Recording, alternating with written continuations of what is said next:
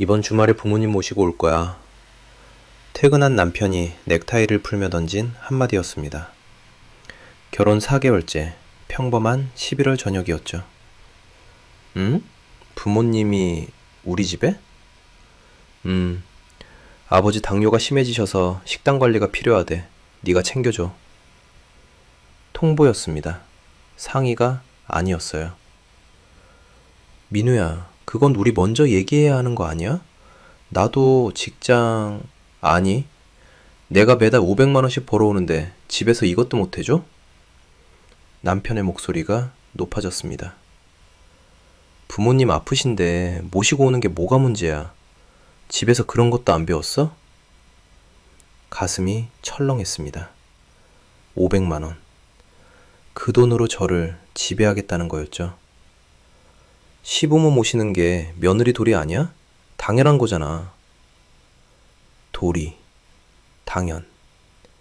그 단어들이 귓속으로 파고들었습니다.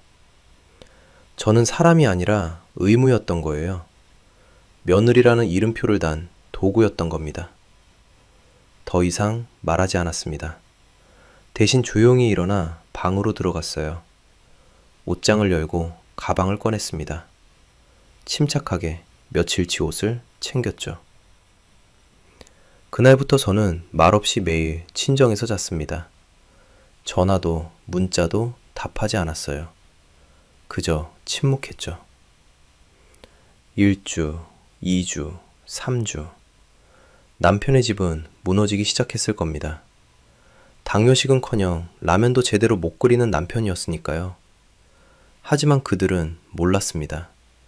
이 침묵이 포기가 아니라는 걸. 제가 얼마나 차갑게 계획을 세우는 사람인지. 그리고 응급실에서 무릎 꿇게 될 그날, 제 가방 속에 어떤 서류가 들어있을지.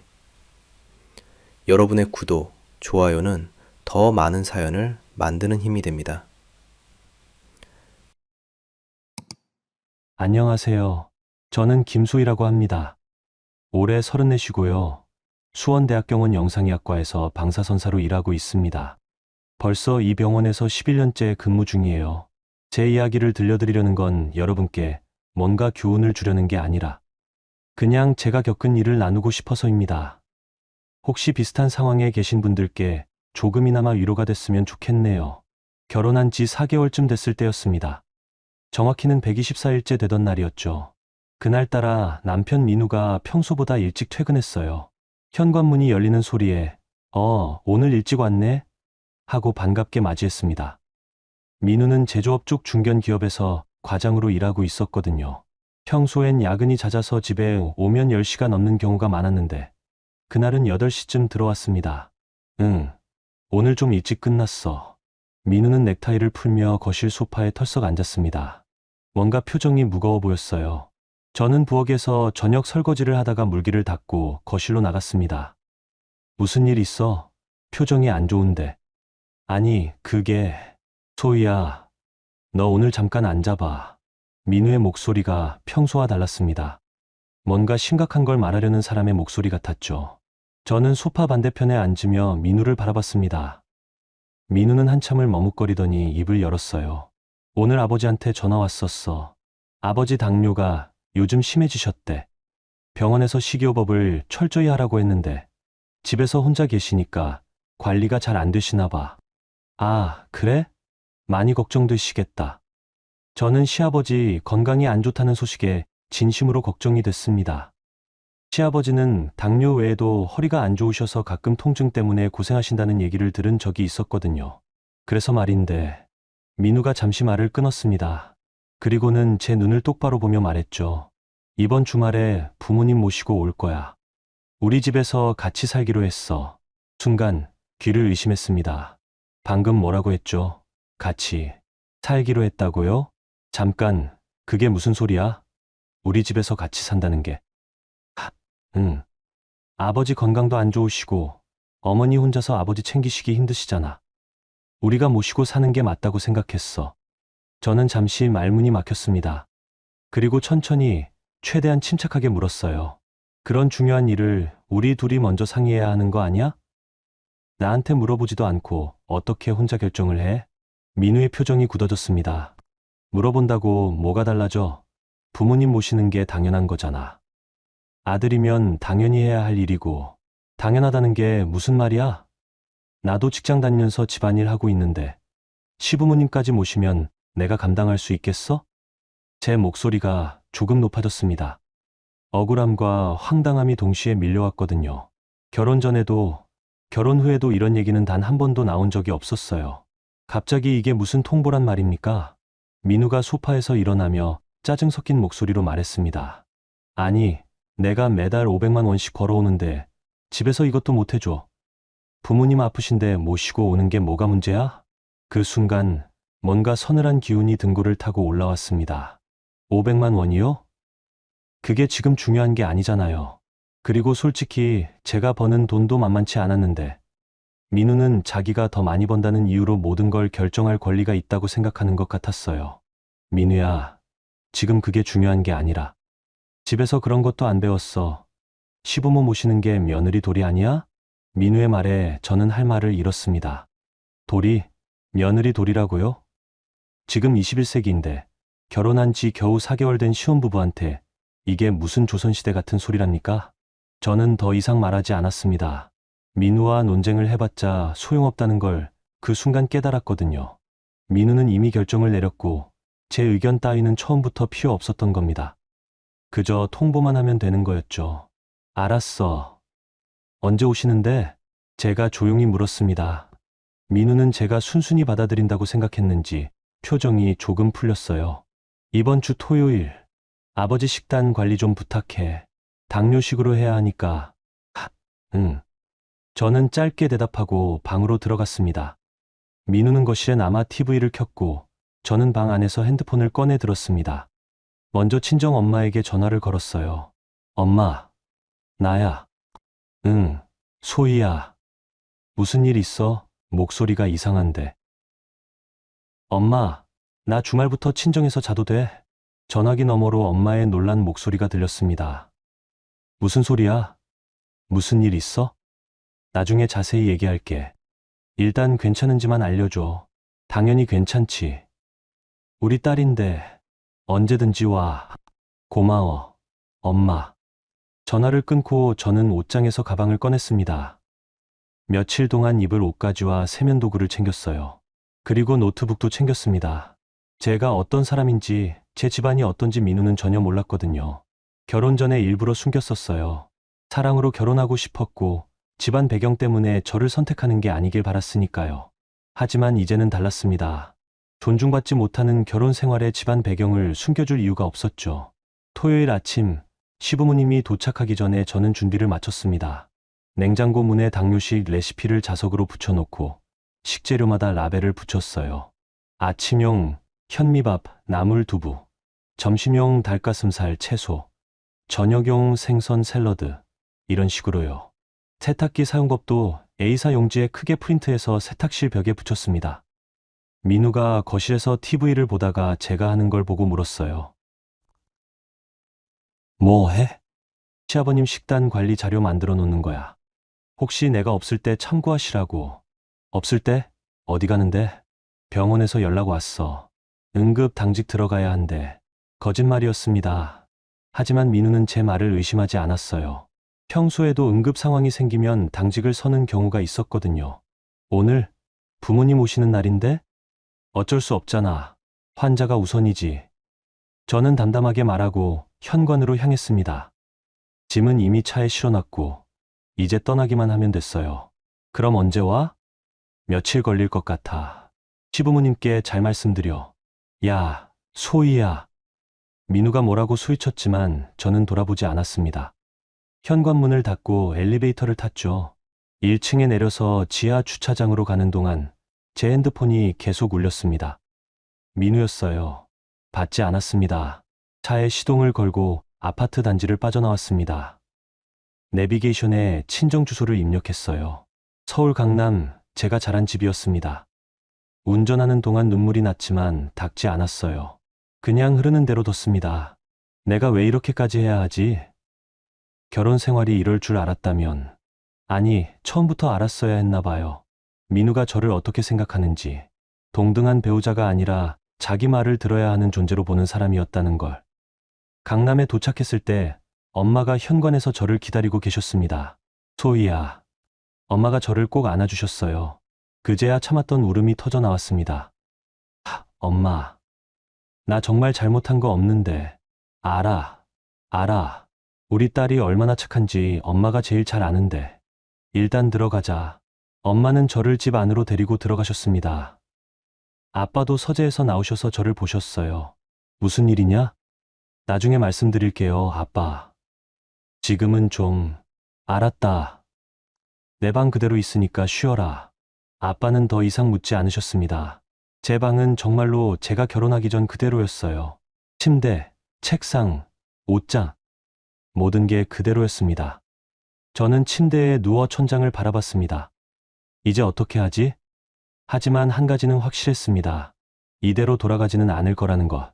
민우가, 시부모님이 그들이 저 없이 얼마나 힘든지 뼈저리게 느껴봐야 한다는 것. 그래야 사람을, 며느리를, 아내를 함부로 대하면 안 된다는 걸 알 테니까요. 저는 핸드폰을 꺼내 메모장을 열었습니다. 그리고 제목을 적었어요. 앞으로 할 일. 첫 번째 항목을 적었습니다. 3주 동안 절대 집에 가지 않는다. 두 번째 항목을 적었습니다. 모든 연락과 메시지를 기록한다. 세 번째 항목을 적었습니다. 필요한 순간에 모든 걸 보여준다. 저는 냉정한 사람입니다. 감정적으로 폭발하는 것보다 차분하게 계획을 세우고 실행하는 걸 좋아하죠. 그게 제 일하는 방식이었고 살아온 방식이었습니다. 이번에도 마찬가지였어요. 민우는 아마 며칠 지나면 제가 돌아올 거라고 생각할 겁니다. 시부모님도 며느리가 금방 돌아와서 자기들을 모실 거라고 믿겠죠. 하지만 그들은 몰랐어요. 제가 얼마나 단단한 사람인지, 그리고 제 뒤에 어떤 힘이 있는지. 창밖으로 강남의 야경이 보였습니다. 높은 빌딩들, 반짝이는 불빛들. 그 중 하나가 우리 집 빌딩이었어요. 아빠가 운영하시는 부동산 회사 건물이었죠. 저는 핸드폰을 내려놓고 눈을 감았습니다. 내일부터 진짜 전쟁이 시작될 테니까요. 토요일 오후, 민우는 부모님을 수원 아파트로 모셨습니다. 제가 떠난 지 몇 시간 되지 않았을 때였죠. 나중에 시어머니한테 들은 이야기지만 민우는 처음엔 아무렇지 않은 척했다고 합니다. 어머니, 아버지 편하게 계세요. 소희가 당직 때문에 며칠 없는데 제가 다 챙겨드릴게요. 시어머니 박영희는 아들의 말에 만족스러운 표정을 지었답니다. 아들이 효자라는 걸 확인받은 것 같아서 기분이 좋았던 거죠. 시아버지 정태수는 조용히 집 안을 둘러보셨어요. 집이 좁지는 않네. 그런데 며느리가 당직이면 며칠이나 걸리는 거냐? 한 3일에서 일주일 정도요, 아버지. 병원 사정이 어쩔 수 없어서요. 민우는 거짓말을 자연스럽게 했습니다. 본인도 제가 정말 당직을 서러 간 줄 알았으니까요. 제가 친정에 가 있다는 건 꿈에도 생각 못했을 겁니다. 첫날 저녁 민우는 냉장고를 열었습니다. 제가 붙여놓은 라벨과 레시피가 눈에 들어왔어요. 아침용, 점심용, 저녁용으로 나눠놓은 식재료들. 당뇨식 조리법이 자세히 적힌 종이. 이거 보면 할 수 있겠네. 민우는 자신만만하게 생각했습니다. 그냥 종이에 적힌 대로만 하면 되는 거 아닌가? 밥 짓고, 나물 무치고, 생선 굽고, 어렵지 않을 것 같았어요. 하지만 현실은 달랐습니다. 먼저 밥을 지으려고 했는데 현미밥을 어떻게 짓는지 몰랐어요.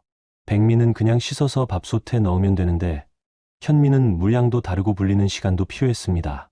레시피에는 현미 2시간 불리기라고 적혀 있었지만 민우는 그냥 건너뛰었죠. 2시간이나 기다려. 그냥 해도 되겠지. 결과는 딱딱한 현미밥이었습니다. 시아버지가 한 숟가락 드시고는 얼굴을 찌푸렸어요. 이게 뭐냐? 돌멩이를 씹는 것 같네. 아, 죄송합니다. 제가 처음이라. 민우가 당황하며 사과했습니다. 시어머니가 차가운 목소리로 말했어요. 며느리는 어디 간 거야? 당직이면 당직이지. 왜 연락도 안 되냐? 전화했는데 안 받네요. 아마 바쁜가 봐요. 바빠도 시부모님 왔는데 전화 한 통은 해야지.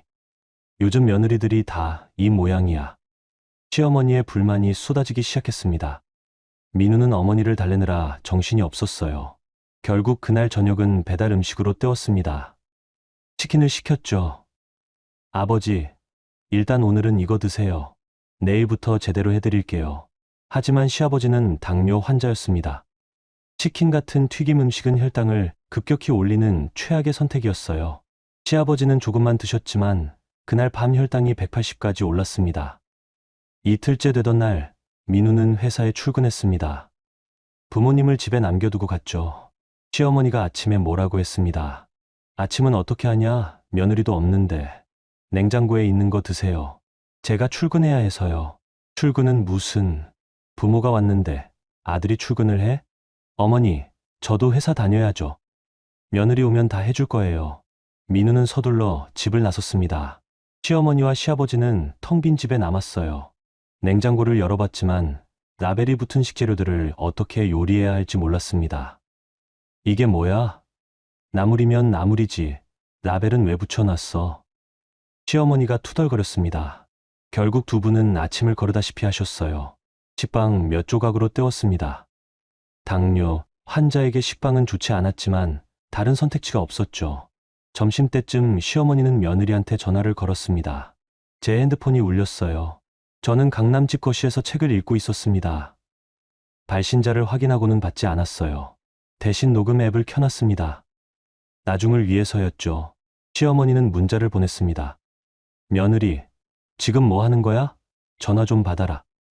우리가 여기서 굶고 있잖아. 굶고 있다니요? 냉장고에 식재료가 가득한데요? 레시피도 다 붙여놨는데요. 저는 문자를 읽고도 답장하지 않았습니다. 그저 스크린샷만 찍어뒀어요. 저녁이 됐을 때 민우가 퇴근했습니다. 집에 돌아오니 부모님이 굶주린 표정으로 앉아 계셨어요. 엄마, 아빠, 점심 드셨어요? 무슨 점심을 먹어? 아무것도 없던데. 냉장고에 있잖아요. 그걸 어떻게 해 먹으라고. 며느리는 대체 언제 오는 거냐? 시어머니의 목소리가 날카로워졌습니다. 민우는 다시 배달 앱을 켰어요. 이번엔 중국집에서 짜장면을 시켰습니다. 짜장면도 당뇨에 좋지 않지만 선택의 여지가 없었죠. 사흘째, 나흘째, 상황은 점점 악화됐습니다. 빨래가 쌓이기 시작했어요. 민우는 세탁기 사용법을 대충 알고 있다고 생각했지만 실상은 달랐습니다. 색깔별로 분류해야 한다는 것도 몰랐고 세제 양 조절도 몰랐어요. 결과는 참담했습니다. 흰 셔츠에 빨간색이 물들었고 수건은 세제가 덜 헹궈져서 뻣뻣했습니다. 시아버지의 속옷은 줄어들어서 입을 수가 없었죠. 이게 뭐야? 내 옷들이 다 망가졌잖아. 시어머니가 소리를 질렀습니다. 민우는 황급히 사과했어요. 죄송해요, 어머니. 제가 빨래를 잘 몰라서. 잘 모르면 며느리한테 물어보든가. 아니, 며느리는 대체 언제 오는 거야? 연락이 안 돼요. 병원이 바쁜가 봐요. 바빠도 이건 너무하잖아. 시부모가 왔는데 얼굴도 안 비치고. 시어머니는 분노를 며느리에게 돌렸습니다. 저한테요. 하지만 정작 문제는 민우였죠. 민우가 아무것도 할 줄 몰랐던 게 문제였어요. 일주일이 지났을 때쯤 집은 완전히 무너졌습니다. 냉장고에는 상한 음식들이 가득했어요. 민우가 제대로 관리하지 못해서 채소는 시들고 고기는 냄새가 나기 시작했습니다. 악취가 주방 전체로 퍼졌죠. 설거지도 제대로 안 돼서 싱크대에는 그릇들이 쌓여 있었어요. 거실 바닥에는 먼지가 쌓이고 화장실은 청소가 안 돼서 곰팡이가 피기 시작했습니다. 시아버지의 혈당은 계속 200 이상을 유지했습니다. 배달 음식만 먹다 보니 당연한 결과였어요. 시아버지는 몸이 점점 안 좋아졌고 허리 통증도 심해졌습니다. 그 와중에 민우는 회사에서도 문제가 생겼습니다. 집안일 때문에 스트레스를 받다 보니 회사 일에 집중할 수가 없었어요. 지각도 하고 중요한 회의에서 실수도 했습니다. 상사한테 한 소리 들었죠. 정 과장, 요즘 왜 이래? 정신 좀 차려. 죄송합니다. 민우는 고개를 숙였습니다. 점심시간에 동기인 서도연을 만났어요. 도연은 민우의 표정을 보고 물었습니다. 야, 너 요즘 왜 그래? 얼굴이 왜 그 모양이야? 집에 부모님 모셨는데 아내가 당직이라 없거든. 내가 혼자 다 해야 해서. 뭐? 아내가 당직. 그럼 며칠이나 없는데? 벌써 일주일 넘었어. 도연이 고개를 저었습니다. 야, 그거 당직 아니야. 틀림없어. 무슨 소리야? 요즘 며느리들 다 그따위야. 시부모 모신다고 하면 도망가는 거지. 너 완전히 당한 거야. 도연의 말에 민우는 순간 얼어붙었습니다. 설마, 소희가 일부러 안 오는 건가? 아니야, 그럴 리 없어. 소희는 그런 애가 아닌데. 그럴 리 없어. 소희는 착한 애야. 착해서 뭐해? 요즘 여자들은 다 자기 위주야. 너 지금 호구되는 거야. 강하게 나가야 해. 도연은 민우를 부추겼습니다. 사실 도연은 민우를 진심으로 걱정해서가 아니라 그냥 재미로 부추기는 거였어요. 민우가 힘들어하는 모습을 보는 게 은근히 즐거웠던 거죠. 그럼 어떻게 해야 돼? 생활비 끊어버려. 그럼 알아서 올 거야. 돈이 없으면 못 버티잖아. 그건 좀... 야, 지금 내가 벌어서 먹여 살리는 거잖아. 당당하게 나가야지. 아내가 남편 무시하면 안 되는 거야. 도연의 말이 민우의 머릿속에 박혔습니다. 그래, 내가 벌어서 먹여 살리는 건데. 소희가 너무 나간 거 아니야? 그날 저녁 민우는 집에 돌아와서 부모님께 말했습니다. 어머니, 아버지, 제가 소희한테 강하게 말해볼게요. 더 이상 이러면 안 되니까. 그래야지. 며느리가 너무 버릇없어. 시부모가 왔는데 일주일 넘게 얼굴도 안 비추다니. 시어머니가 동의했습니다. 민우는 핸드폰을 꺼내 제게 문자를 보냈어요. 소희야, 이제 그만 집에 와. 부모님이 많이 힘들어하셔. 내가 없으면 안 돼. 저는 문자를 읽고 피식 웃었습니다. 내가 없으면 안 되라니. 그럼 처음부터 함부로 대하지 말았어야죠. 저는 답장하지 않았습니다. 스크린샷만 찍었어요. 30분 후 민우가 다시 문자를 보냈습니다. 집으로 안 돌아오면 생활비 끊는다. 내가 벌어서 주는 건데 의무도 안 하면서 돈만 받을 생각이야? 이 문자를 보고 저는 웃음이 나왔습니다. 생활비를 끊겠다고요? 민우는 제가 얼마나 여유 있는지 몰랐어요. 친정 지원도 있고 제 월급도 있고 무엇보다 제 명의로 된 자산이 얼마나 많은지 전혀 모르고 있었죠. 하지만 저는 그 사실을 알려주지 않았습니다. 지금은 때가 아니었으니까요. 대신 이 문자도 캡처했어요. 증거 폴더에 차곡차곡 쌓이고 있었습니다. 2주째가 됐을 때 시아버지의 혈당은 220까지 올랐습니다. 위험 수치였어요. 민우는 불안해지기 시작했습니다.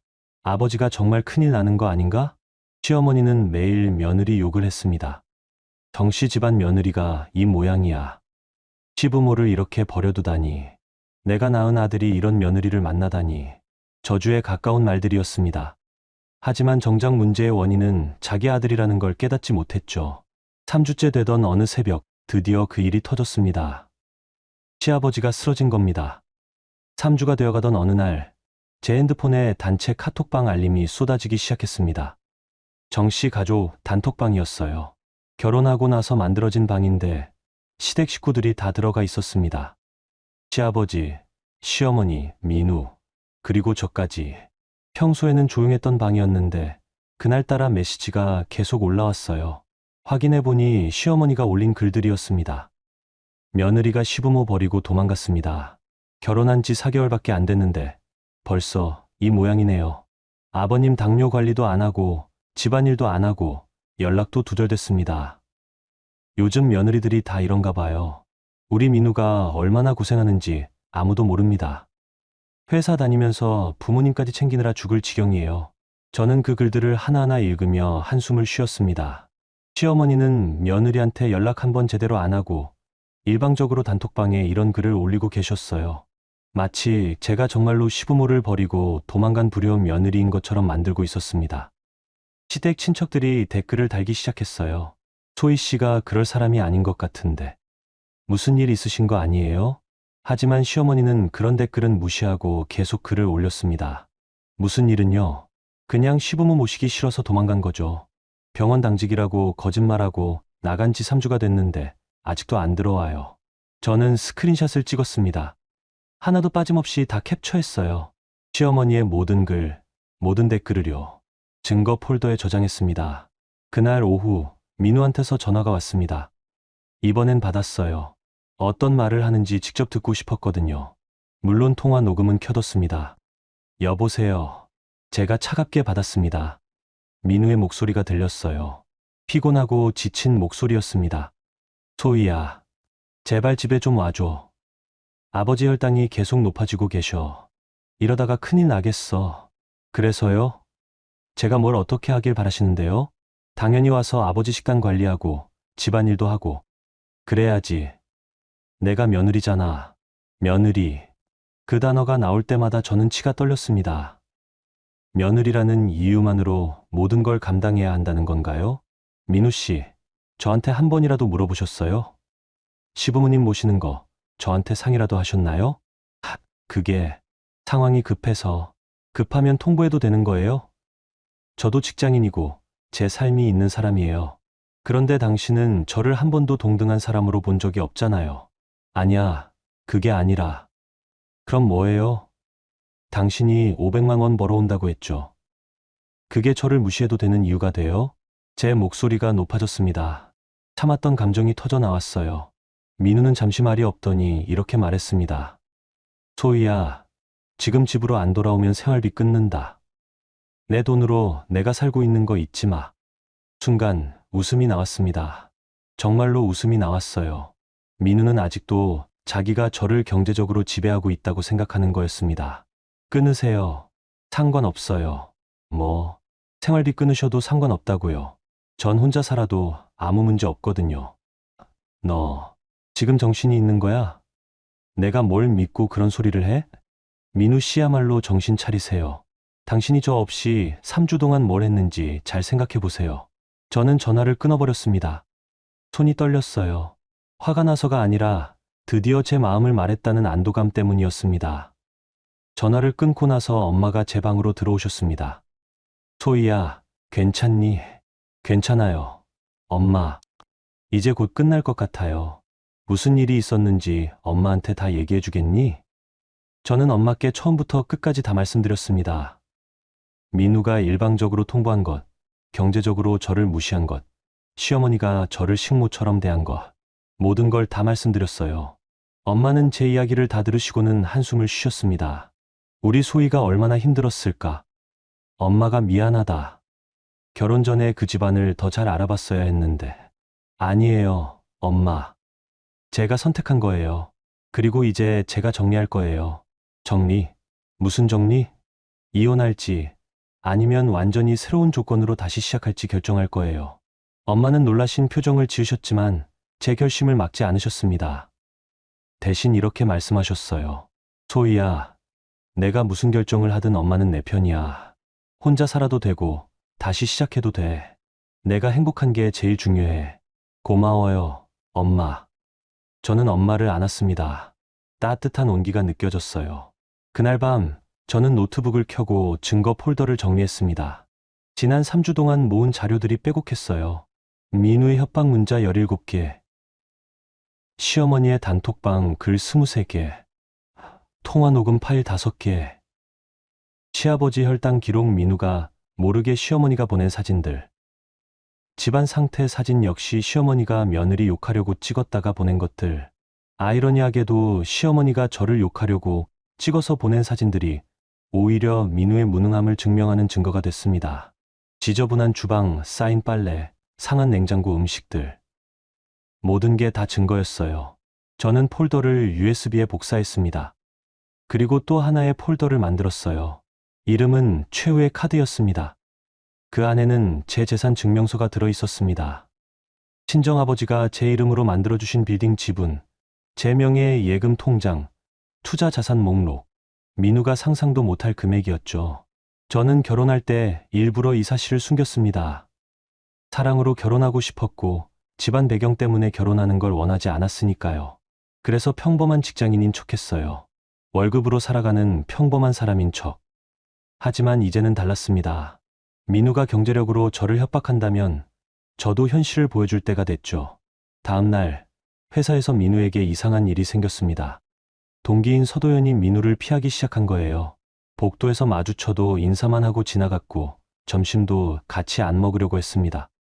도연아, 오늘 점심 같이 먹자. 아, 나 오늘 약속 있어서. 미안. 그럼 내일은?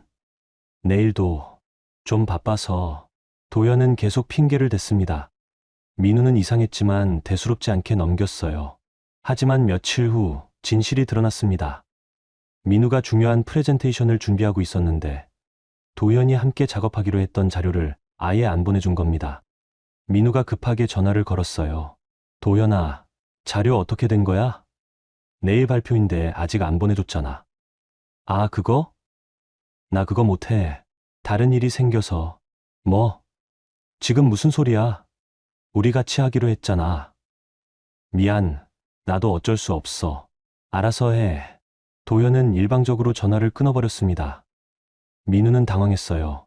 발표 자료의 절반을 도연이 맡기로 했는데 이제 와서 못한다니. 민우는 밤을 새워서 혼자 자료를 만들어야 했습니다. 다음날 발표는 엉망이었습니다.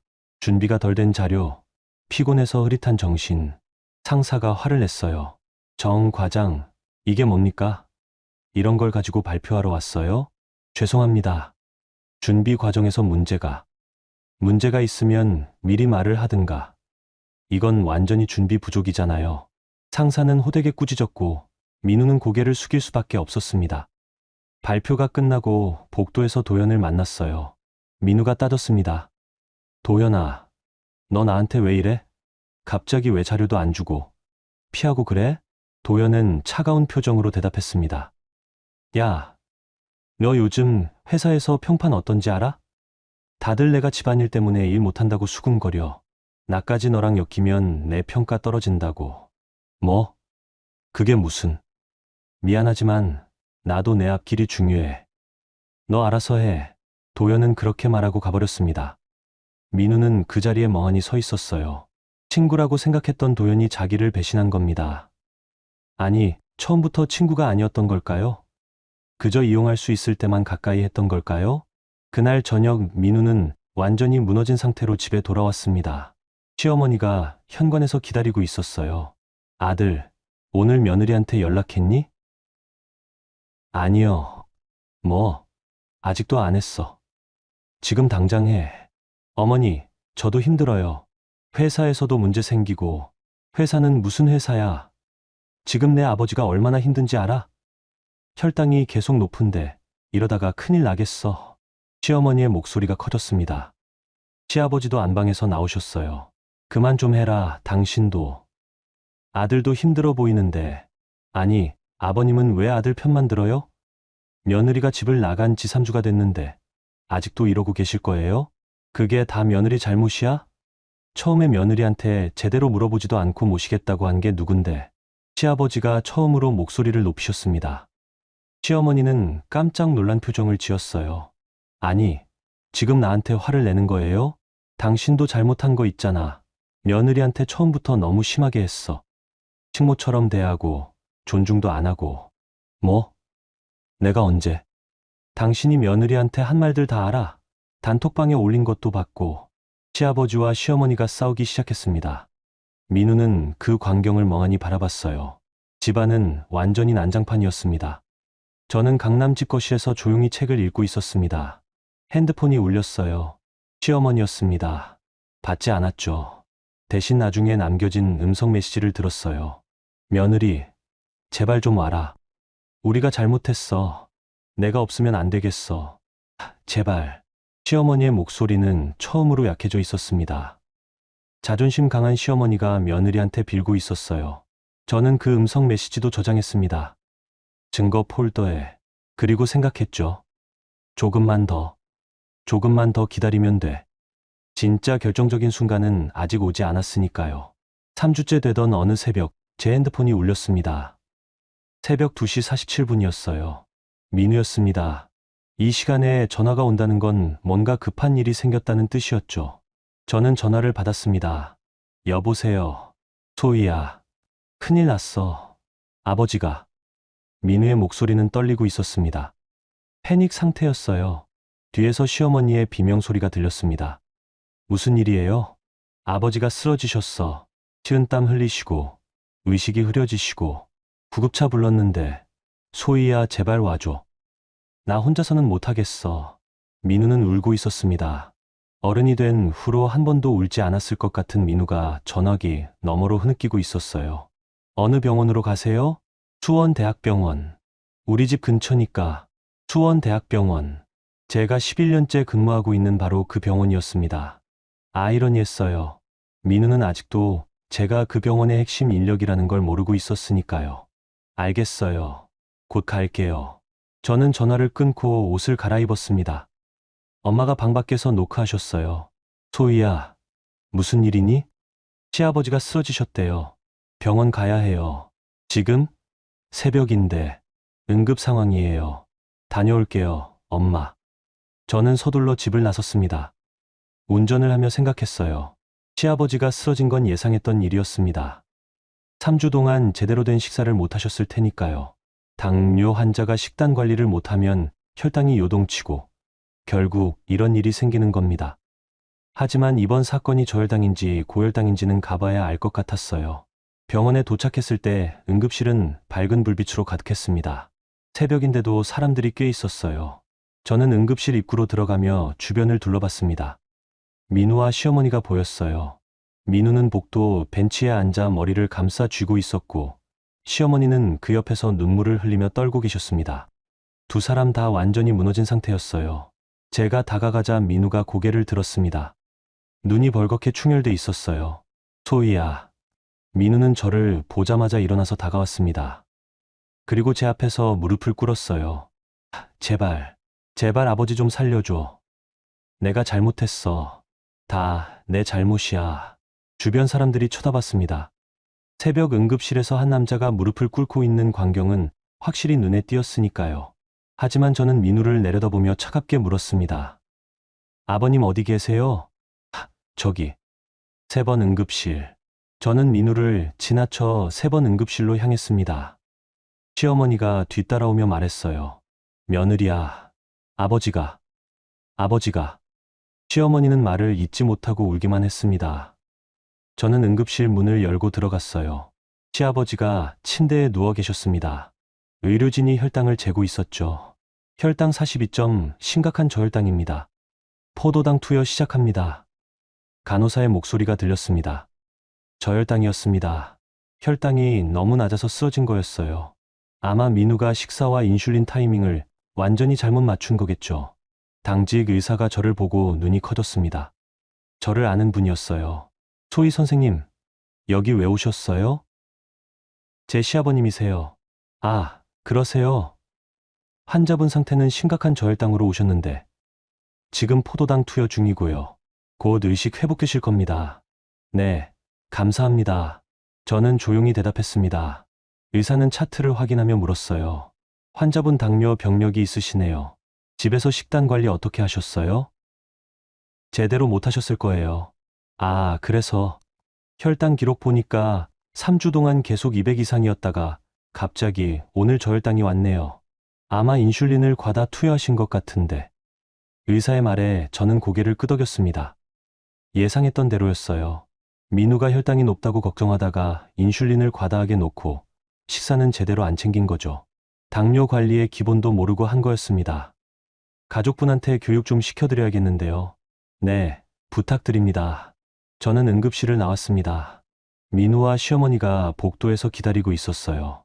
제가 나오자 두 사람이 동시에 달려왔습니다. 아버지 괜찮으셔? 포도당 투여하고 계세요. 곧 의식 회복하실 거예요. 다행이다. 정말 다행이야. 민우는 그 자리에 주저앉으며 울었습니다. 시어머니도 벽에 기대어 눈물을 흘렸어요. 저는 두 사람을 내려다보며 물었습니다. 인슐린 얼마나 놓으셨어요? 응, 인슐린. 그게. 민우가 더듬거렸습니다. 혈당이 계속 높아서 아침에 평소보다 좀 더 놓았어. 얼마나요? 2배. 저는 한숨을 쉬었습니다.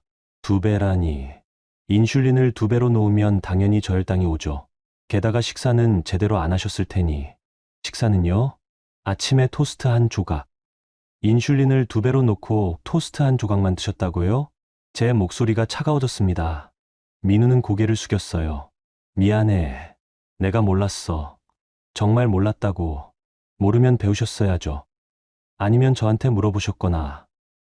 그게 너한테 연락이 안 돼서 전화 몇 번 했는데 제가 안 받았다고 3주 동안 아무것도 안 하신 거예요? 저는 냉정하게 물었습니다. 민우는 대답하지 못했어요. 변명의 여지가 없었으니까요. 그때 응급실 문이 열리며 의사가 나왔습니다.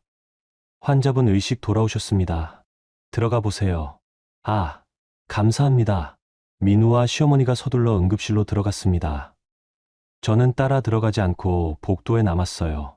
잠시 후 간호사가 나왔는데 저를 보고 반갑게 인사했습니다. 소희 선생님, 안녕하세요. 여기 왜 오셨어요? 미정 선생님, 안녕하세요. 제 시아버님이 응급실에 계셔서요. 아, 그러세요? 3번 환자분이시구나. 지금 상태 안정됐으니까 걱정 마세요. 오미정 수간호사는 제 동료였습니다. 같은 병원에서 오래 근무한 사이였죠. 고맙습니다, 선생님. 그런데 선생님, 가족분들이 당뇨 관리를 아예 모르시는 것 같던데요. 교육 좀 받으셔야 할 것 같아요. 네, 그렇게 하겠습니다.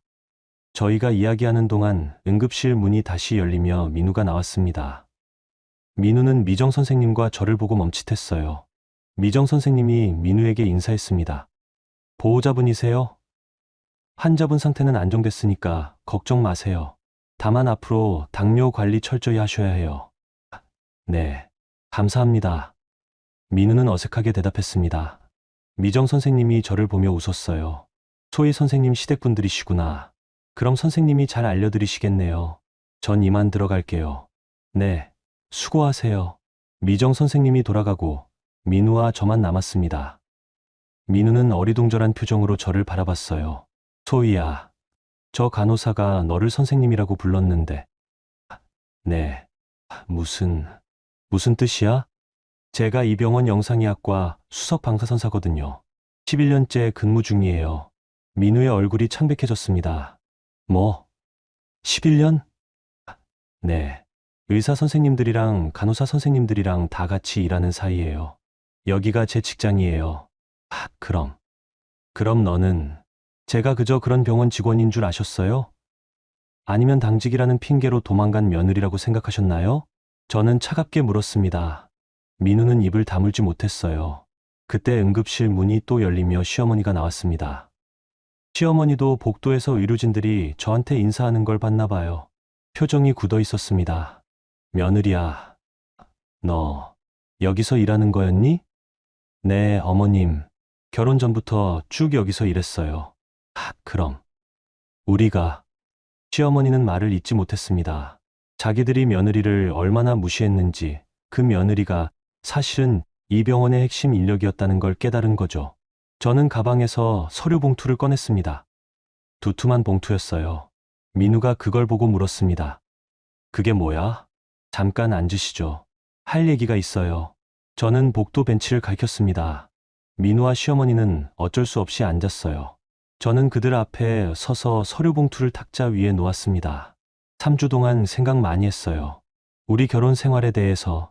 소희야, 나 정말 잘못했어. 다시는 안 그럴게. 제발, 들어보세요. 민우 씨. 지금 제 말 들어보시라고요. 제 목소리가 단호했습니다.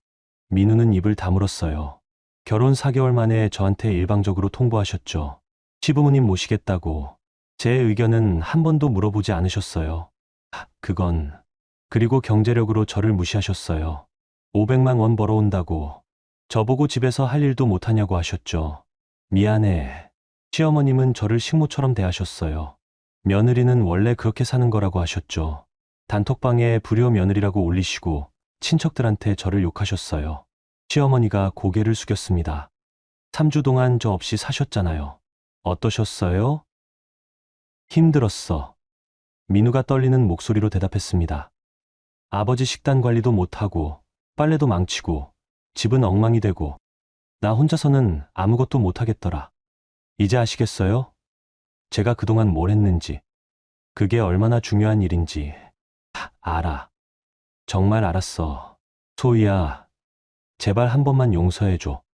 다시는 안 그럴게. 민우는 다시 울기 시작했습니다. 하지만 저는 흔들리지 않았어요. 감정에 휘둘릴 때가 아니었으니까요. 용서는 지금 할 수 없어요. 소희야, 대신 기회는 드릴게요. 저는 서류 봉투를 밀었습니다. 민우가 봉투를 열었어요. 안에는 여러 장의 서류가 들어 있었습니다. 맨 위에 있는 건 협의이혼 신청서. 민우의 손이 떨렸습니다. 여러분, 여기까지 들으셨는데 어떠세요? 소희 씨가 3주 동안 침묵했던 이유, 이제 조금 이해가 가시나요? 때로는 말보다 행동이, 감정보다 증거가 더 강력한 법이죠. 민우와 시부모님은 소희를 당연하게 여겼지만 그녀 없이는 단 3주도 버티지 못했습니다. 그리고 응급실에서 그들은 처음으로 깨달았죠. 자기들이 무시했던 그 며느리가 얼마나 대단한 사람인지를요. 그럼 여러분, 다음 이야기도 계속 들어봐 주세요. 응급실 복도는 새벽의 정적 속에 가라앉아 있었습니다. 형광등 불빛만이 환하게 빛나고 있었죠. 저는 민우 앞에 서서 그가 서류를 보는 걸 지켜봤습니다. 협의이혼 신청서. 그 글자를 본 순간 민우의 얼굴에서 모든 혈기가 빠져나갔어요. 옆에 앉아있던 시어머니도 그 서류를 보고는 입을 막았습니다. 소희야, 이게 무슨... 보시는 그대로예요. 이혼 서류입니다. 저는 담담하게 말했습니다. 감정을 최대한 배제하고 사실만 전달했어요. 3주 동안 생각했어요. 우리 결혼이 과연 계속될 수 있는 건지. 당신은 저를 한 번도 동등한 사람으로 본 적이 없었어요. 경제적으로도 인격적으로도 무시당했죠. 아니야, 그게 아니라 제가 조용히 있었던 건 사랑 때문이었어요. 그래도 시간이 지나면 나아지겠지. 당신이 변하겠지 생각했죠. 하지만 당신은 제 침묵을 약점으로 봤어요. 그리고 더 심하게 대했죠. 민우는 고개를 들지 못했습니다. 제 말이 사실이었으니까요. 시어머님도 마찬가지예요. 며느리를 사람이 아니라 부품처럼 생각하셨잖아요. 고장나면 갈아 끼우면 되는 부품처럼요. 시어머니가 떨리는 목소리로 말했습니다. 며느리야, 우리가 정말 잘못했어. 너를 너무 함부로 대했어.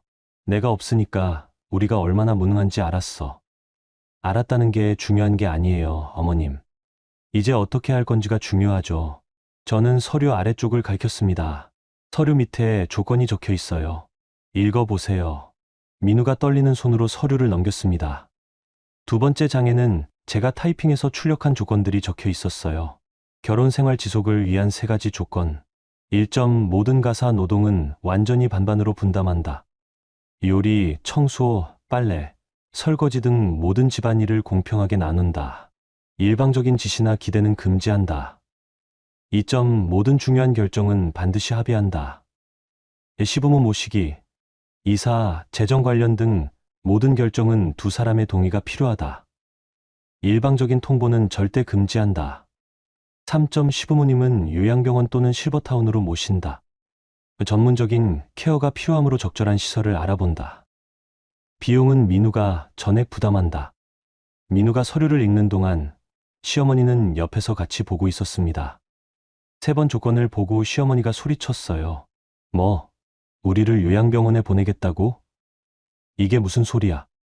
어머님, 지금 상황 보셨잖아요. 아버님은 전문적인 당뇨 관리가 필요하세요. 집에서는 불가능해요. 그러니까 내가 해주면 되잖아. 저도 직장인이에요. 하루 종일 아버님 옆에 붙어 있을 수 없어요. 그리고 설령 제가 할 수 있다고 해도 저는 그렇게 하고 싶지 않습니다. 제 목소리가 단호해졌습니다. 시어머니는 말문이 막혔어요. 실버타운이나 요양병원에는 전문 간호사들이 있어요. 식단도 관리해주고 운동도 도와주고 24시간 케어가 가능하죠. 그게 아버님한테 훨씬 좋아요. 하지만 우리를... 어머님, 지금은 자존심 부릴 때가 아니에요. 아버님 건강이 우선이잖아요. 저는 차갑게 말했습니다. 시어머니는 더 이상 반박하지 못했어요. 민우가 서류를 내려놓으며 물었습니다. 소희야, 이 조건들을 다 지키면 이혼 안 하는 거야? 일주일 드릴게요. 일주일? 네. 일주일 동안 이 조건들을 실천할 수 있는지 보여주세요. 말로만 하지 말고 행동으로 증명하세요. 어떻게? 가사 노동 분담부터 시작하세요. 체크리스트 만들어서 매일 확인할 거예요. 청소, 빨래, 요리, 설거지. 모든 걸 반반으로 나눠서 하세요. 저는 가방에서 또 다른 종이를 꺼냈습니다. 엑셀로 만든 가사 분담표였어요. 요일별로, 항목별로 누가 뭘 할지 빈칸으로 만들어뒀습니다. 이걸 채워서 보내주세요. 그리고 실제로 하세요. 사진 찍어서 매일 보고하시고요. 사진까지? 네. 저는 증거가 필요해요.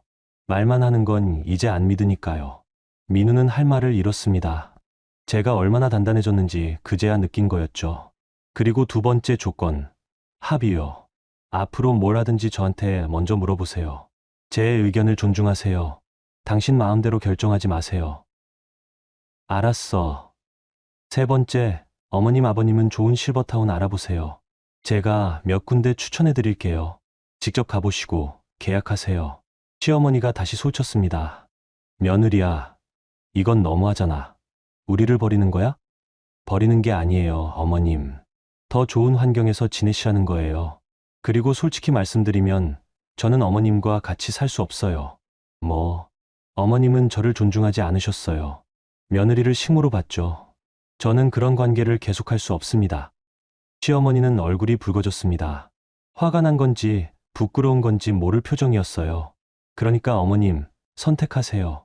좋은 실버타운에서 전문 케어를 받으며 편하게 지내실 건지, 아니면 아들이 또 실수해서 아버님이 응급실 오시는 걸 계속 보실 건지. 저는 냉정하게 말했습니다. 시어머니는 대답하지 못했어요. 그때 응급실 문이 열리며 의사가 나왔습니다. 보호자분들, 환자분 상태 안정됐습니다. 오늘은 입원하셔야 할 것 같고요. 내일 아침에 영상의학과에서 CT 한번 찍어보겠습니다. 아, 네, 감사합니다. 민우가 고개를 숙였습니다. 의사가 저를 보고 물었어요. 소희 선생님, 내일 근무 들어오시죠? 네, 교수님. 들어옵니다. 그럼 환자분 CT 소희 선생님이 담당해 주시면 좋겠네요. 제일 꼼꼼하시니까. 알겠습니다, 교수님. 의사는 웃으며 들어갔습니다. 민우와 시어머니는 그 대화를 듣고 더욱 놀란 표정을 지었어요. 소희야, 너 교수들이랑 그렇게 친한 거야? 11년 같이 일했으니까요. 제가 여기서 꽤 인정받는 편이에요. 저는 담담하게 말했습니다. 민우는 고개를 숙였어요. 너를 완전히 잘못 봤어. 내가 그냥 평범한 직장인인 줄만 알았어. 평범한 직장인이면 무시해도 되는 건가요? 아니, 그게 아니라, 민우 씨, 사람을 직업이나 돈으로 판단하지 마세요. 저는 누구든 존중받아야 한다고 생각해요. 그게 기본이잖아요. 민우는 대답하지 못했습니다. 저는 시계를 봤어요. 새벽 4시가 넘었습니다. 고통이 트겠죠. 저는 이제 가볼게요. 아버님은 병원에서 잘 치료해 드릴 거예요. 민우 씨는 일주일 동안 제가 드린 조건들 생각해 보세요. 소희야, 잠깐만. 민우가 저를 붙잡으려고 했습니다. 하지만 저는 뒤로 물러섰어요. 손대지 마세요. 지금은 그럴 자격 없어요. 민우의 손이 허공에 멈췄습니다. 일주일 후에 답 들을게요. 그때까지 생각 많이 하세요. 진짜로 변할 건지, 아니면 그냥 이혼할 건지. 저는 돌아서서 걸었습니다. 뒤에서 민우가 소리쳤어요. 소희야, 제발. 제발 한 번만 기회를 줘. 저는 멈추지 않고 계속 걸었습니다. 응급실 출구를 나서니 새벽 공기가 차가웠어요. 숨을 깊이 들이마셨습니다. 주차장으로 걸어가는 동안 핸드폰이 울렸습니다. 민우였어요. 받지 않았습니다. 문자가 왔습니다. 소희야, 미안해. 정말 미안해. 나 진짜 잘못했어. 변할게. 꼭 변할게. 제발 기회 한 번만 줘. 저는 문자를 읽고 한숨을 쉬었습니다. 변하겠다는 말은 쉽죠. 하지만 실제로 변하는 건 다른 문제였어요. 차에 시동을 걸고 친정으로 향했습니다. 운전하는 동안 생각했어요. 일주일. 과연 변할 수 있을까? 솔직히 확신이 없었습니다. 35년 동안 형성된 가부장적 사고방식이 일주일 만에 바뀔 리 없으니까요. 하지만 기회는 줘야 했어요. 그래야 나중에 후회하지 않을 테니까. 친정에 도착했을 때 동이 트고 있었습니다. 엄마가 거실에서 기다리고 계셨어요. 소희야, 다녀왔니? 괜찮아? 네, 엄마. 괜찮아요. 시아버님은 병원에 입원하셨어요. 내일 제가 CT 찍어드릴 거예요. 저는 소파에 앉으며 엄마께 오늘 있었던 일을 다 말씀드렸습니다. 이혼 서류를 보여준 것, 3가지 조건을 제시한 것, 일주일의 기한을 준 것. 엄마는 제 이야기를 다 들으시고 고개를 끄덕이셨어요. 잘했다, 소희야. 내가 내린 결정이 옳은 것 같아. 정말요? 응. 사람은 변할 수 있어. 하지만 변하려는 의지가 있어야 하지. 일주일 동안 지켜보는 거야. 진짜로 변하려고 노력하는지, 아니면 그냥 입으로만 하는지. 만약 안 변하면 전 정말 이혼할 거예요, 엄마. 그래도 돼. 내 인생이잖아. 내가 행복해야 해. 엄마는 저를 안아주셨습니다. 따뜻한 품이었어요. 그날 저는 집에서 푹 쉬었습니다. 다음 날부터는 다시 병원에 출근해야 했으니까요. 그리고 시아버지 CT도 찍어드려야 했고요. 민우한테서는 계속 문자가 왔습니다. 소희야, 가사 분담표 작성했어. 보낼게. 청소하는 사진이야. 제대로 하고 있어. 설거지도 했어. 이것도 사진 보내. 하루에 10통도 넘는 문자가 왔어요. 사진도 같이 보내왔습니다. 정말로 청소하고 빨래하고 설거지하는 사진이었죠. 저는 사진들을 하나하나 확인했습니다. 청소는 좀 엉성했어요. 구석구석 안 닦고 대충 쓸기만 한 것 같았죠. 설거지는 그나마 괜찮았고 빨래는 아직도 색깔 분류를 제대로 못하는 것 같았습니다. 하지만 중요한 건 하고 있다는 거였어요. 적어도 노력은 하고 있었습니다. 3일째 되던 날 시어머니한테서 전화가 왔습니다. 이번엔 받았어요. 여보세요, 어머님. 며느리야, 나 좀 만날 수 있을까? 시어머니의 목소리는 이전과 달랐습니다. 권위적이지 않고 조심스러웠어요. 무슨 일이세요? 아버지랑 실버타운 몇 군데 알아봤어. 같이 가볼 수 있을까? 저는 잠시 놀랐습니다. 시어머니가 직접 실버타운을 알아봤다니 예상하지 못한 일이었어요. 알겠습니다. 언제 가실 건데요? 이번 주말, 토요일? 좋아요. 토요일에 뵙겠습니다. 전화를 끊고 저는 생각했습니다. 정말 변하려고 하는 건가? 아직은 확신할 수 없었습니다. 하지만 조금씩, 아주 조금씩 희망이 보이기 시작했어요. 토요일 오전, 저는 수원 시내에 있는 실버타운 앞에 서 있었습니다. 햇살 가득한 집이라는 이름의 실버타운이었어요. 시어머니가 알아본 곳 중 하나였습니다. 주차장에는 민우의 차가 먼저 와 있었어요. 민우와 시어머니, 그리고 퇴원하신 시아버지가 차에서 내리고 있었습니다. 저는 제 차에서 내려 그들에게 다가갔습니다. 안녕하세요. 저는 정중하게 인사했습니다. 민우가 어색하게 웃으며 대답했어요. 소희야. 왔구나. 네. 어디 들어가 보시죠. 저희는 실버타운 현관으로 들어갔습니다. 상담실에서 직원이 나와 맞이했어요. 어서 오세요. 예약하신 정민우님 맞으시죠? 네, 맞습니다. 민우가 대답했습니다. 직원은 저희를 상담실로 안내했어요. 깔끔하고 밝은 분위기의 방이었습니다. 저희 실버타운은 당뇨, 환자 전문 케어 프로그램이 있습니다. 식단 관리는 물론이고 혈당 체크도 하루 3번 진행하고요. 운동 프로그램도 있어요. 직원이 친절하게 설명했습니다. 시아버지가 관심 있는 표정으로 물었어요. 식사는 어떻게 나오나요? 당뇨식으로 준비됩니다. 영양사가 직접 관리하고요. 칼로리와 당 지수를 모두 계산해서 제공합니다. 괜찮네요. 시아버지는 고개를 끄덕이셨습니다. 시어머니는 조용히 앉아 계셨어요. 평소와는 다른 모습이었죠. 직원이 계속 설명했습니다. 침실은 2인실과 1인실이 있는데요. 어떤 걸 원하세요? 2인실로 할게요. 우리 둘이 같이 있고 싶어서요. 시아버지가 시어머니를 보며 말씀하셨습니다. 시어머니는 아무 말 없이 고개만 끄덕이셨어요. 그럼 2인실로 안내해 드릴게요. 한번 보실래요? 네, 보고 싶습니다. 저희는 2층에 있는 2인실을 보러 갔습니다. 방은 생각보다 넓고 쾌적했어요.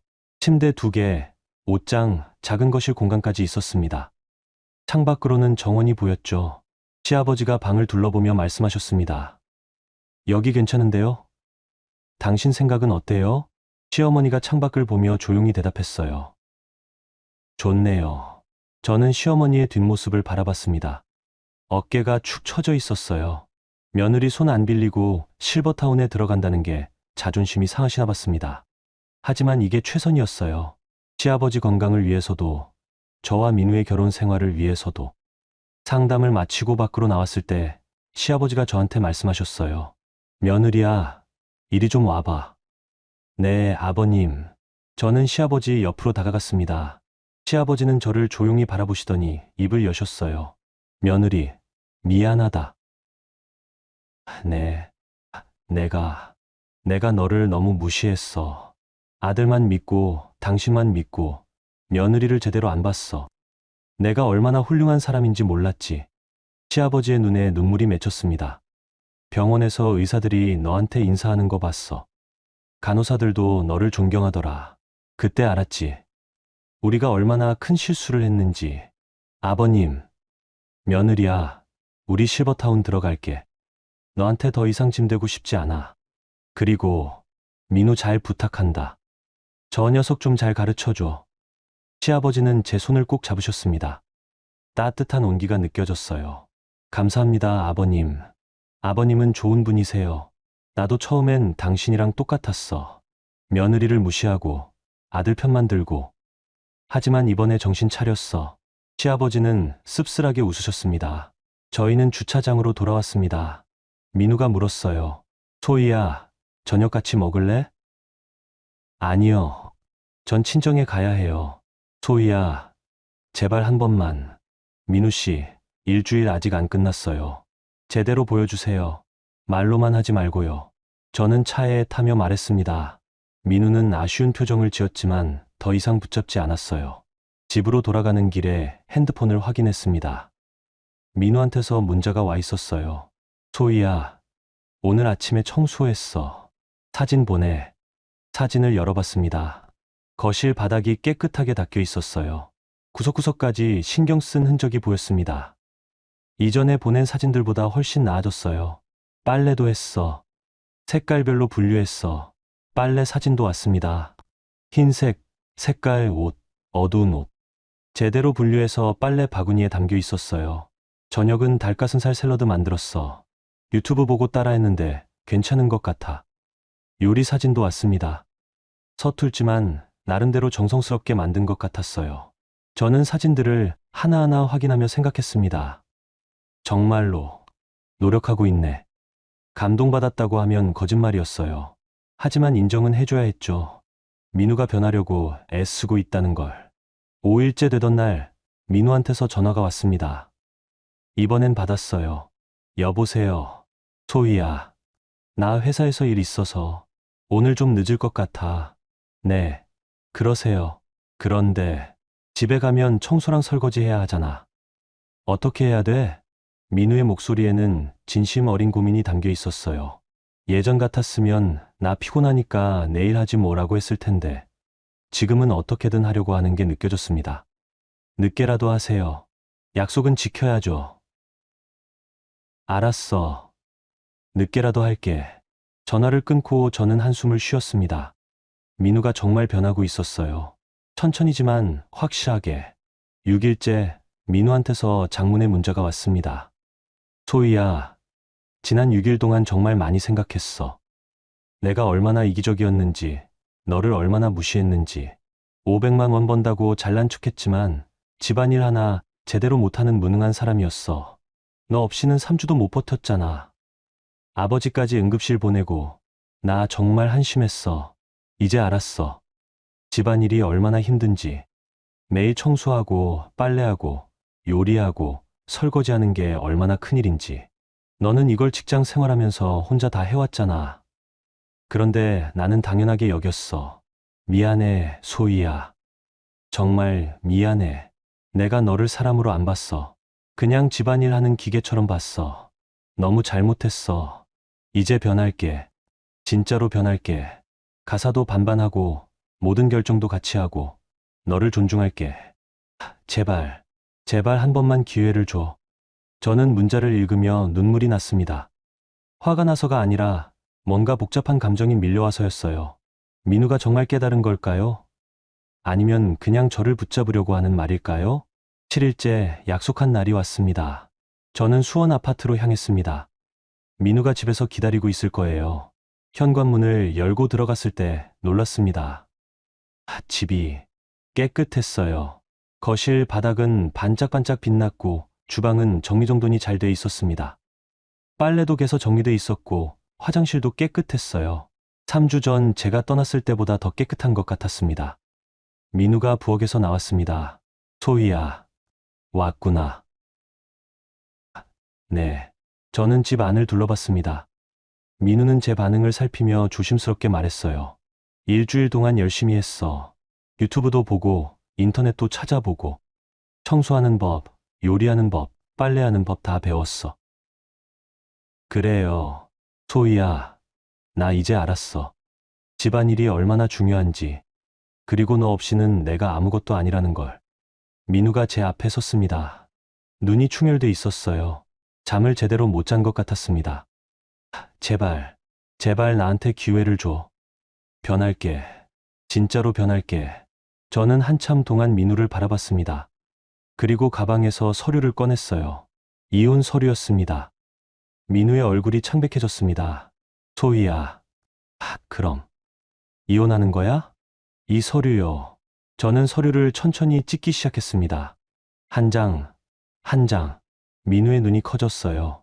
이건 찢는 거예요. 저는 서류를 완전히 찢어서 쓰레기통에 버렸습니다. 하지만 민우가 안도의 한숨을 쉬려는 순간 저는 말을 이었어요. 조건부예요. 조건부? 네. 이번엔 제가 선택하는 결혼이에요. 당신이 정한 결혼이 아니라 제가 원하는 조건으로 다시 시작하는 거예요. 저는 가방에서 또 다른 서류를 꺼냈습니다. 이건 결혼 생활 계약서예요. 제가 만들었어요. 여기 사인하세요. 민우가 서류를 받아 읽기 시작했습니다. 거기에는 제가 제시한 3가지 조건이 더 구체적으로 적혀 있었어요. 결혼 생활 계약서 1조. 가사 노동은 완전히 공평하게 분담한다. 월요일, 일요일 가사 분담표를 매주 작성하고 준수한다. 일방적인 지시는 금지하며 모든 것은 협의한다. 2조. 중요한 결정은 반드시 합의한다. 재정, 이사, 가족 문제 등 모든 중요한 결정은 두 사람의 동의가 필요하다. 일방적인 통보는 계약 위반으로 간주한다. 3조. 상호 존중을 최우선으로 한다. 경제력, 직업, 집안 배경 등으로 상대를 무시하지 않는다. 모든 대화는 존중하는 태도로 진행한다. 4조. 시부모님은 실버타운에서 전문 케어를 받는다. 비용은 민우가 전액 부담한다. 주말에 방문하며 효도는 시간과 마음으로 한다. 5조. 위 조항을 위반할 경우 즉시 이혼할 수 있다. 민우는 서류를 다 읽고 고개를 들었습니다. 소희야, 이거 사인할 수 있어요? 없어요? 저는 냉정하게 물었습니다. 민우는 잠시 망설이다가 펜을 들었어요. 그리고 서류에 사인했습니다. 저도 그 옆에 사인했습니다. 이제부터 우리는 새로운 결혼 생활을 시작하는 거예요. 전처럼 당신 마음대로 하는 결혼이 아니라 우리 둘이 함께 만들어가는 결혼이요. 알았어. 소희야, 고마워. 정말 고마워. 민우는 눈물을 흘렸습니다. 저는 민우를 안아줬어요. 처음으로, 진심으로. 앞으로 잘하세요. 이번이 마지막 기회예요. 응. 꼭 잘할게. 약속해. 저희는 오랫동안 안고 있었습니다. 새로운 시작이었어요. 계약서에 서명을 하고 일주일이 지났습니다. 민우는 정말로 변하려고 노력했어요. 매일 아침 출근 전에 설거지를 하고 저녁에는 번갈아가며 요리를 했습니다. 주말에는 같이 대청소를 하고 빨래도 함께 했죠. 하지만 변화는 집안에서만 일어난 게 아니었습니다. 회사에서도 일들이 터지기 시작했거든요. 어느 날 저녁 민우가 퇴근하고 집에 들어왔을 때 얼굴이 심각했습니다. 무슨 일 있어요? 제가 물었습니다. 민우는 소파에 털썩 앉으며 한숨을 쉬었어요. 회사에서 인사경고 받았어. 인사경고요? 응. 지난 3주 동안 지각이랑 결근이 너무 많았대. 그리고 업무 실적도 떨어졌고 민우는 머리를 감싸 쥐었습니다. 부장님이 나를 따로 부르시더라. 정 과장, 요즘 왜 이래? 예전 같지 않아 그러시더라고. 나 정말 열심히 했는데 지난 3주는 어쩔 수 없었죠. 집안 상황이 그랬으니까. 그래도 회사는 그런 거 안 봐줘. 결과만 보거든. 민우의 목소리가 떨렸습니다. 그리고 도연이가. 서도연 씨요? 응. 그 친구가 나를 완전히 배신했어. 민우는 고개를 숙였습니다. 지난주에 중요한 프로젝트가 있었거든. 나랑 도연이가 같이 맡았는데 도연이가 상사한테 모든 공을 혼자 가져갔어. 나는 프로젝트에 거의 기여 안 했다고 보고했대. 뭐라고요? 그것도 모자라서 내가 요즘 집안일 때문에 회사 일 제대로 못한다고 소문을 퍼뜨렸어. 회사 사람들이 다 알아. 내가 집에서 혼자 애 먹고 있다는 거. 민우는 손으로 얼굴을 가렸습니다. 친구라고 생각했는데 그냥 이용당한 거였어. 도연이는 처음부터 나를 친구로 본 게 아니었나 봐. 저는 민우 옆에 앉았습니다. 서도연 씨가 원래 그런 사람이었나 봐요. 나 정말 바보 같아. 도연이 말만 듣고 너한테 생활비 끊겠다고 협박하고. 정말 미안해, 소희야. 민우가 저를 보며 말했습니다. 눈에 눈물이 고여 있었어요. 이제 와서 알았어. 내가 500만 원 번다고 잘난 척했는데 그것도 별로 큰 돈이 아니더라고. 회사에서도 나보다 잘하는 사람 많고 나보다 많이 버는 사람도 많고. 민우 씨. 응? 돈이 많고 적고가 중요한 게 아니에요. 서로를 존중하는 게 중요한 거죠. 저는 민우의 손을 잡았습니다. 회사 일은 어떻게든 되겠죠. 지금부터라도 열심히 하면 돼요. 그래. 그래야지. 이제부터라도 정신 차려야지. 민우는 고개를 끄덕였습니다. 하지만 문제는 거기서 끝나지 않았습니다. 며칠 후 시어머니한테서 전화가 왔습니다. 며느리야, 실버타운 계약하려고 하는데 비용이 생각보다 많이 들어. 얼마나 드는데요? 한 달에 300만 원. 2인실이라. 시어머니의 목소리가 작아졌습니다. 민우가 감당할 수 있을까? 월급이 500이라고 했는데 실버타운 비용에 집 생활비까지 하면. 저는 잠시 생각했습니다. 그리고 차분하게 말했어요. 어머님, 걱정 마세요. 제가 도와드릴게요. 뭐? 내가? 네. 실버타운 비용 반은 제가 낼게요. 며느리야. 그런데 내가 그럴 여유가 있니? 시어머니는 놀란 것 같았어요. 저는 웃으며 대답했습니다. 있어요, 어머님. 제 월급도 있고 제 이름으로 된 자산도 있거든요. 자산? 네. 사실 집안이 좀 괜찮아요. 친정아버지가 부동산 사업하시거든요. 시어머니는 말문이 막힌 것 같았습니다. 그럼 너 돈이 있었구나? 네. 그런데 결혼할 때 일부러 숨겼어요. 사랑으로 결혼하고 싶었거든요. 집안 때문에 결혼하는 게 싫었어요. 그랬구나. 시어머니는 한참을 말이 없었습니다. 그리고 조용히 말씀하셨어요. 며느리야, 우리가 너를 정말 잘못 봤구나. 내가 그렇게 대단한 사람인 줄 몰랐어. 대단한 건 아니에요, 어머님. 그냥 저도 제 삶이 있는 사람일 뿐이에요. 미안하다. 며느리야, 정말 미안해. 시어머니의 목소리가 떨렸습니다. 그날 저녁 저는 민우에게 진실을 말했습니다. 민우 씨, 제가 숨긴 게 있어요. 뭔데? 제 집안. 사실 꽤 여유 있어요. 저는 친정 이야기를 했습니다. 아버지가 강남에서 부동산 사업을 하신다는 것, 제 이름으로 빌딩 지분이 있다는 것, 예금 통장과 투자 자산이 있다는 것. 민우는 놀란 표정으로 저를 바라봤습니다. 그럼 내가 생활비 끊겠다고 했을 때, 네, 전혀 타격이 없었어요. 제가 혼자 살아도 아무 문제 없거든요. 소희야, 나 정말. 민우는 고개를 숙였습니다. 내가 얼마나 한심한 짓을 했는지. 경제력으로 너를 협박하려고 했는데 정작 너는 나보다 훨씬 여유롭고. 민우 씨, 그게 중요한 게 아니에요. 누가 더 많이 버느냐가 중요한 게 아니라 서로를 어떻게 대하느냐가 중요한 거예요. 저는 민우의 손을 잡았습니다. 저는 당신이 500만 원 벌든 300만 원 벌든 상관없어요.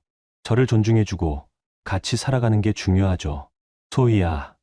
민우는 저를 꼭 안았습니다. 고마워. 정말 고마워. 그리고 미안해. 괜찮아요. 이제 새로 시작하는 거잖아요. 저희는 오랫동안 안고 있었습니다. 주말, 저희는 시부모님과 함께 실버타운을 다시 방문했습니다. 이번엔 계약을 하러 간 거였어요. 상담실에서 계약서를 작성할 때 시아버지가 말씀하셨습니다. 비용은 우리가 낼게. 아버님? 민우가 놀라 물었습니다. 시아버지는 서류를 꺼내셨어요. 내가 모아둔 돈이 좀 있어. 그걸로 당분간은 낼 수 있어. 하지만 아버지, 아들아, 너는 내 가정 꾸려나가는데 집중해. 우리는 우리가 알아서 할게. 시아버지의 목소리가 단호했습니다. 그리고 며느리, 시아버지가 저를 보셨어요. 네, 아버님. 고맙다. 내가 우리 아들 잘 가르쳐줘서 저 녀석이 많이 변했더라. 아니에요, 아버님. 민우 씨가 스스로 변한 거예요. 그래도 내 덕분이야. 내가 없었으면 우리 아들 평생 그렇게 살았을 거야. 시아버지는 제 손을 잡으셨습니다. 앞으로 잘 부탁한다, 며느리. 네, 아버님. 자주 뵈러 올게요. 계약을 마치고 실버타운을 나올 때 시어머니가 저를 불렀습니다. 며느리야, 잠깐. 네, 어머님. 나 너한테 정말 미안해. 처음부터 너를 사람으로 안 봤어. 그냥 우리 집안 며느리, 우리 아들 시중 드는 사람으로만 봤지. 시어머니의 눈에 눈물이 고였습니다. 단톡방에 너 욕한 것도 미안하고 불효 며느리라고 한 것도 미안해. 나 정말 잘못했어. 어머님, 용서해 줄 수 있겠니? 시어머니가 저를 보며 물었습니다. 저는 잠시 생각하다가 대답했어요.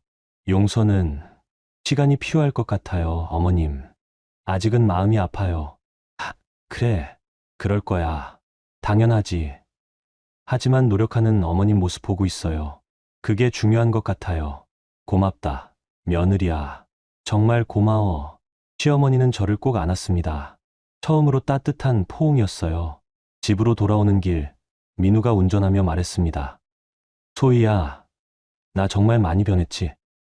응, 많이 변했어요. 앞으로도 계속 잘할게. 약속해. 믿어요, 민우 씨. 저는 창밖을 보며 생각했습니다. 정말로 달라졌어. 민우도 시부모님도 모든 게 달라졌어요. 그리고 가장 크게 달라진 건 저였습니다. 이제 저는 참는 사람이 아니었어요. 제 목소리를 내는 사람이었죠. 제 가치를 아는 사람이었습니다. 그게 가장 큰 변화였어요. 2주 후 시부모님은 실버타운에 정식으로 입주하셨습니다. 저와 민우는 짐을 싸서 드리는 것을 도와드렸어요. 입주하시는 날 시아버지가 방을 둘러보시며 만족스러운 표정을 지으셨습니다. 여기 정말 좋네. 공기도 좋고 시설도 깨끗하고 마음에 드시면 다행이에요, 아버님. 제가 말했습니다. 시아버지는 웃으시며 고개를 끄덕이셨어요. 며느리 덕분이야. 내가 알아봐줘서 여기 올 수 있었어. 천만에요, 아버님. 제가 당연히 해야 할 일이에요. 짐을 다 정리하고 저희는 1층 로비에서 시부모님과 작별 인사를 했습니다. 일주일에 한 번씩은 꼭 올게요, 아버님, 어머님. 민우가 말했습니다. 시어머니가 아들의 손을 잡으셨어요. 괜찮아, 아들아. 너희 바쁠 텐데 무리하지 마. 한 달에 한두 번만 와도 돼. 아니에요, 어머니. 자주 올게요. 소희도 같이 올 거예요. 며느리야, 고맙다. 정말 고마워. 시어머니는 저를 안아주셨습니다. 이제는 진심 어린 포옹이었어요. 실버타운을 나와 차에 타자 민우가 말했습니다.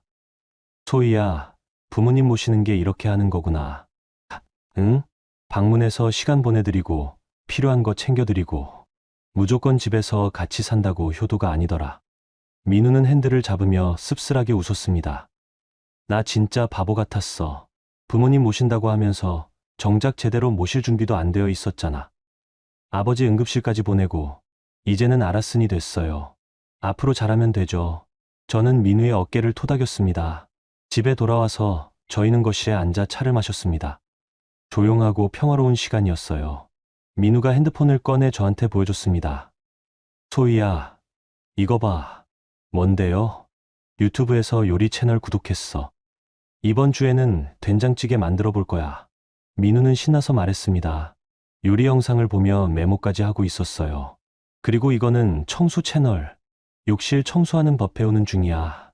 열심히 하네요. 당연하지. 이제 집안일도 내 일이잖아. 민우는 환하게 웃었습니다. 그리고 소희야, 다음 달에 회사에서 프로젝트 하나 맡았어. 프로젝트요? 응. 부장님이 나한테 기회를 또 주시더라. 정 과장, 이번엔 제대로 해봐 그러시면서. 잘 됐네요. 열심히 해요. 응. 이번엔 도현이 같은 사람 믿지 않고 혼자 힘으로 해볼 거야. 민우의 눈에 결기가 서려 있었습니다. 회사에서도 소문 다 잠잠해졌어. 내가 요즘 열심히 하니까 사람들도 다시 인정해주더라. 다행이에요. 다 너 덕분이야, 소희야. 내가 나를 깨워줘서 민우는 제 손을 잡았습니다. 그날 저녁 저희는 같이 저녁을 준비했습니다. 민우가 된장찌개를 끓이고 저는 밑반찬을 차렸어요. 부엌에서 함께 일하는 게 이제는 자연스러웠습니다. 소희야, 간 좀 봐줄래? 어디 볼게요. 저는 국자로 국물을 떠서 맛을 봤습니다. 응, 조금만 더 넣으면 될 것 같아요. 그래? 얼마나? 한 스푼 정도? 민우는 된장을 조금 더 넣고 저었습니다. 그리고 다시 맛을 봤어요. 오, 괜찮은데? 쇼이야, 내가 드디어 된장찌개 마스터했나 봐. 민우는 신나서 웃었습니다. 저도 같이 웃었어요. 밥을 다 차리고 식탁에 앉았을 때 민우가 말했습니다. 소희야, 우리 결혼 반년 됐어. 벌써? 응. 근데 진짜 결혼 생활은 이제 시작인 것 같아. 왜요? 처음 4개월은 내가 착각하고 산 것 같아. 결혼이 뭔지도 모르고 너를 뭘로 봤는지도 모르고. 민우는 젓가락을 내려놓고 저를 보았습니다. 지난 2개월 동안 많이 배웠어. 결혼은 한 사람이 다른 사람을 지배하는 게 아니라 둘이 같이 만들어가는 거더라. 맞아요. 그리고 가장 중요한 건 존중이더라. 서로를 존중하는 거. 민우는 제 손을 잡았습니다. 소희야, 앞으로도 잘 부탁해. 나 아직 많이 부족하지만 계속 배우고 노력할게. 저도요, 민우 씨. 같이 잘해봐요. 저희는 웃으며 밥을 먹었습니다. 다음 주 토요일, 저희는 실버타운에 시부모님을 뵈러 갔습니다. 시아버지는 건강이 많이 좋아지셨어요. 며느리야, 아들아, 왔구나. 시아버지가 반갑게 맞이하셨습니다. 아버님, 안색이 좋아 보이세요. 그럼 여기서 관리받으니까 혈당도 안정됐어. 운동도 매일 하고. 시아버지는 활짝 웃으셨습니다. 그리고 식사도 맛있어. 당뇨식인데도 맛있게 해주시더라고. 다행이에요, 아버님. 시어머니도 나오셨어요. 어머, 왔어? 방에 들어와. 차 준비해뒀어. 저희는 시부모님 방에 들어가 차를 마셨습니다. 따뜻하고 편안한 시간이었어요. 며느리야, 너 요즘 병원에서 어때? 시어머니가 물으셨습니다. 네, 잘 지내고 있어요. 바쁘긴 하지만 재미있어요. 그래, 좋은 일 하고 있구나. 우리 며느리 자랑스러워. 시어머니는 웃으셨습니다. 진심 어린 웃음이었어요. 아들아, 너는? 저도 잘 지내요, 어머니. 회사에서 프로젝트 잘 진행되고 있어요. 그래, 다행이다. 우리 아들도 잘하고 있구나. 시부모님은 만족스러운 표정을 지으셨습니다. 돌아오는 길, 민우가 말했습니다. 부모님 정말 행복해 보이시더라. 응, 그러게요. 내가 집에서 모신다고 고집 부렸으면 아버지는 계속 아프시고 어머니는 계속 힘드셨을 거야. 이제 알았으니 됐어요. 소희야, 진짜 고마워. 내가 아니었으면 우리 가족 다 망했을 거야. 민우는 진심으로 말했습니다. 그날 밤 집에 돌아와서 저는 일기를 썼습니다. 11월 30일, 오늘 시부모님 뵈러 갔다. 두 분 다 건강해 보이셔서 다행이다. 민우도 많이 변했다. 가사도 같이 하고, 나를 존중하고, 함께 결정한다. 결혼이 이렇게 힘들 줄 몰랐다. 하지만 포기하지 않기를 잘했다. 민우에게 기회를 준 게 잘한 선택이었던 것 같다. 물론 아직 완벽하지는 않다. 가끔 민우가 예전 습관으로 돌아가려고 할 때가 있다. 하지만 그때마다 우리는 대화한다. 계약서를 다시 확인하고 서로를 존중하자고 약속한다. 이제 우리는 진짜 부부가 된 것 같다. 서로를 이해하고 존중하고 함께 만들어가는 부부. 앞으로도 잘할 수 있을 것 같다. 일기를 덮고 저는 창밖을 봤습니다. 수원의 야경이 보였어요. 조용하고 평화로운 밤이었습니다. 민우가 부엌에서 설거지를 하고 있었어요. 물소리가 들렸습니다. 저는 미소를 지으며 부엌으로 갔습니다. 도와줄게요. 괜찮아, 소희야. 내가 할 수 있어. 같이 하면 더 빨라요. 저는 민우 옆에 서서 같이 설거지를 했습니다. 소희야. 응? 사랑해. 민우가 갑자기 말했습니다. 저는 놀라 민우를 봤어요. 왜 갑자기?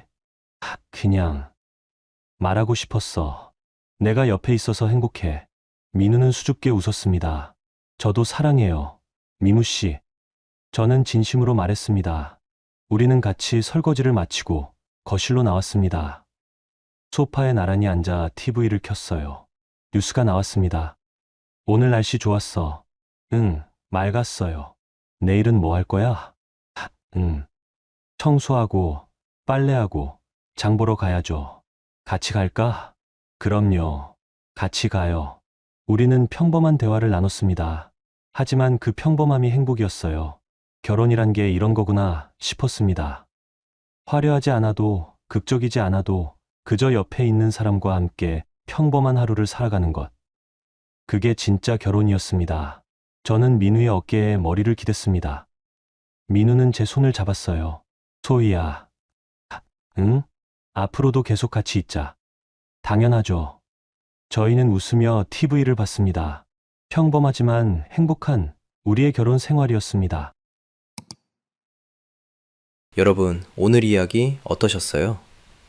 소희 씨의 이야기를 처음부터 끝까지 함께 들어주셔서 정말 감사합니다. 결혼 4개월 만에 시부모 합가 통보를 받고 존중받지 못하는 결혼 생활에 침묵으로 저항했던 한 여성의 이야기였습니다. 소희 씨는 울거나 소리치지 않았습니다. 대신 조용히 짐을 싸고 냉정하게 증거를 모았습니다. 그리고 가장 결정적인 순간에 모든 걸 보여줬죠. 남편이 무릎 꿇고 빌 때 이혼 서류를 꺼냈습니다. 하지만 단순히 복수하려는 게 아니었어요. 진짜로 변화를 원했던 겁니다. 이 이야기에서 가장 인상 깊었던 건 소희 씨가 포기하지 않았다는 거예요. 이혼할 수도 있었습니다. 충분히 그럴 만한 이유가 있었죠. 하지만 그녀는 마지막 기회를 줬어요. 그리고 민우 씨는 그 기회를 잡았습니다. 결혼은 한 사람이 다른 사람을 지배하는 관계가 아닙니다. 서로를 존중하고 함께 만들어가는 관계죠. 돈을 얼마 버느냐, 어느 집안 출신이냐가 중요한 게 아니에요. 상대를 어떻게 대하느냐가 중요합니다.